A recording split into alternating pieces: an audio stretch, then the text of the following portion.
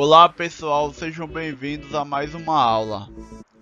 Nesta aula, dando continuidade ao conteúdo de relações ecológicas interespecíficas, nós veremos o parasitismo.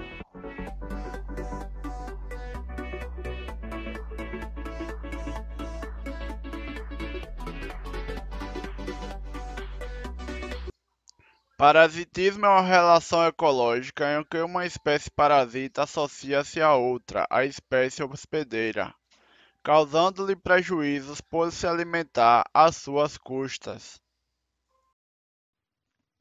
Em geral, as espécies parasitas e hospedeiras estão bem adaptadas umas às outras, de modo que a relação causa prejuízos relativamente pequenos ao parasitado. Basta pensar que, se um parasita matar seu hospedeiro, ele também morrerá. Portanto, a tendência natural é que a relação parasitária se torne equilibrada ao longo do tempo, com o parasita adaptando-se ao hospedeiro e vice-versa, fenômeno denominado coadaptação.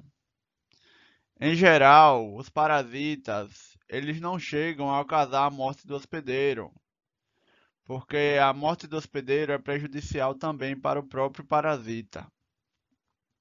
Organismos parasitas podem viver na superfície externa do hospedeiro, sendo chamados de ectoparasitas, do grego ectos, que significa fora, ou no interior do hospedeiro, sendo denominados endoparasitas, do grego endos, que significa dentro.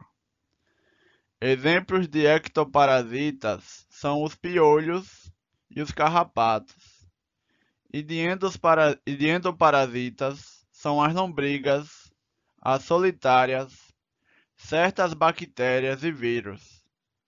Então, os parasitas que ficam fora do corpo são os ectoparasitas, porque ecto quer dizer fora. Já os parasitas que ficam dentro do corpo são os endoparasitas, porque endo quer dizer dentro.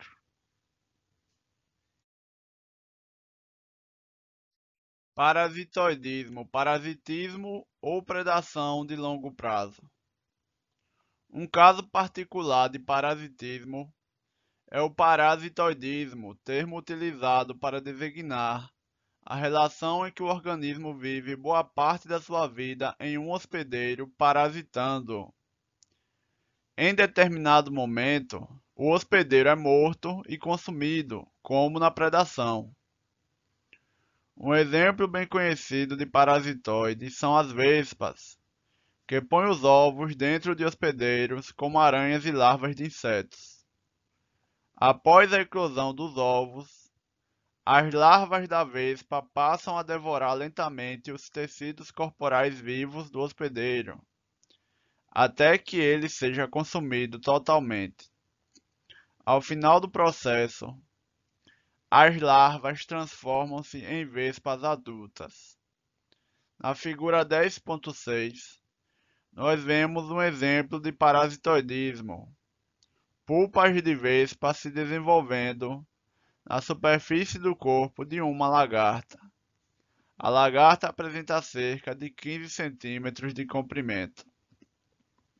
Então nós vemos aqui na figura 10.6 as larvas da vespa se desenvolvendo sobre uma larva de lagarta, sobre uma lagarta, né, que é uma larva de inseto. Então essas larvas da vespa vão se alimentar dessa lagarta durante muito tempo, dos tecidos vivos da lagarta. E em determinado momento elas vão matar e comer essa lagarta como se fosse predação.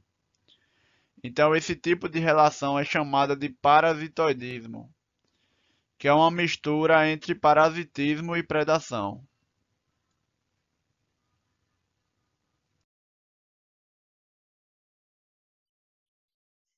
Plantas parasitas.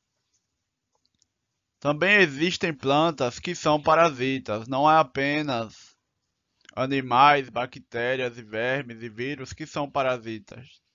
Também existem algumas espécies de plantas que são parasitas.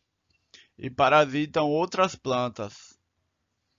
Um exemplo é o cipó chumbo, uma planta parasita de cor amarela, sem folhas nem clorofila e com aparência de fios de ovos, que cresce sobre outras plantas. Com raízes especializadas, o cipó chumbo penetra no floema da planta hospedeira e dali extrai seiva orgânica. Outra planta parasita de plantas é a erva de passarinho. Ela tem folhas clorofiladas e produz moléculas orgânicas por fotossíntese, retirando da planta hospedeira apenas água e sais minerais dos vasos lenhosos. Por extrair da hospedeira apenas substâncias inorgânicas, a erva de passarinho é considerada pelos botânicos uma hemiparasita, do grego hemi, que significa metade. Então a erva de passarinho, ela não é uma parasita totalmente parasita, porque ela consegue fazer fotossíntese. Ela retira da planta hospedeira apenas a seiva inorgânica, que é composta de água e sais minerais. Já o cipó-chumbo é uma planta parasita, porque ela não tem clorofila e nem folhas, e não faz fotossíntese. E ela suga a seiva orgânica de outras plantas. Então o cipó-chumbo é uma planta parasita, enquanto que a erva de passarinho é uma hemiparasita.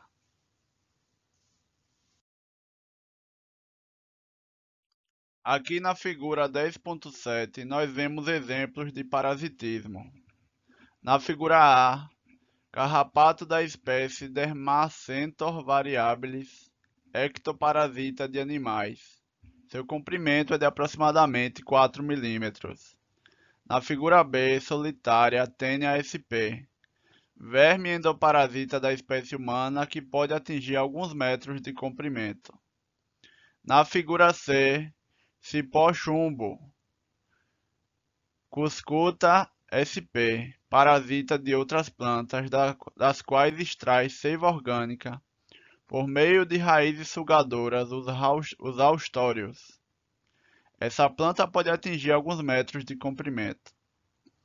Na figura D, erva de passarinho, Strutanthus flexicaulis, que pode ser identificada na fotografia por sua folhagem mais larga. Suas folhas medem cerca de 10 centímetros de comprimento. A folhagem dela é mais larga e escura em relação à copa de um jacarandá mimoso, Jacaranda mimosaifolia, do qual extrai a seiva mineral. Então aqui na figura C, o cipó-chumbo são esses fios amarelos, né? Esses fios amarelos é a planta parasita cipó-chumbo, que extrai a seiva orgânica de outras plantas que servem de hospedeira para ela. Já essas folhas mais largas aqui é da erva de passarinho, que é uma planta hemiparasita, ela suga apenas a seiva inorgânica da planta hospedeira. Aqui na figura A, um carrapato, que é um ectoparasita, e na figura B, uma tênia, que é um endoparasita.